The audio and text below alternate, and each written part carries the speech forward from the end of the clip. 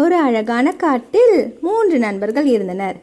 சின்னு என்கின்ற அணில், மின்னு என்கின்ற மான், தன்னு என்கின்ற நரி. மூவரும் பேசிக்கொண்டிருந்தனர். சின்னு, ரொம்ப பசிக்குதுடா. ஆப்பிள் சாப்பிட போலாமா? சரி போலாம் வாங்க. மூவரும் காட்டில் உள்ள ஆப்பிள் மரத்தை நோக்கி சென்றனர். சாப்பிட போறோமே, ஜாலி. சின்னு, பார்த்து போ. சரி சரி. இந்த பழங்கள் ரொம்ப டேஸ்டா இருக்குல்ல? ஆமா, ரொம்ப டேஸ்டா இருக்கு.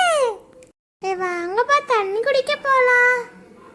வாங்க போலாம். சின்னு, நீயும் வா. சின்னு, சீக்கிரம் வா. வரே. இருட்டறதுக்குள்ள வீட்டுக்கு போகணும்.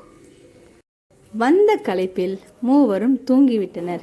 திடீரென்று காட்டுத்தீ பரவியது. ஓடுங்க, நெருப்பு. சின்னு, நீ வேகமா ஓடுவே, முன்னாடி போ.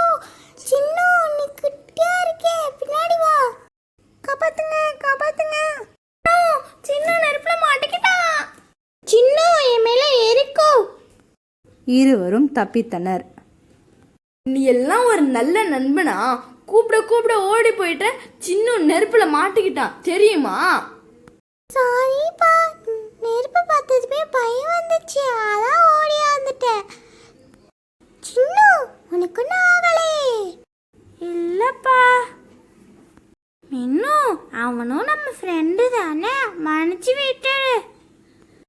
காட்டில் மழை பெய்ததால் காடு பசுமையானது. மூவரும் நட்புடன் மகிழ்ச்சியாக வாழ்ந்தனர். மாறல், நம்ம கஷ்டப்படும் போது நம்மளை விட்டு போகாம நமக்கு உதவி செய்யற நண்பர்கள் தான் உண்மையான நண்பர்கள். நண்பன் ஆபத்தில் இருக்கும் பொழுது உதவ வேண்டும்.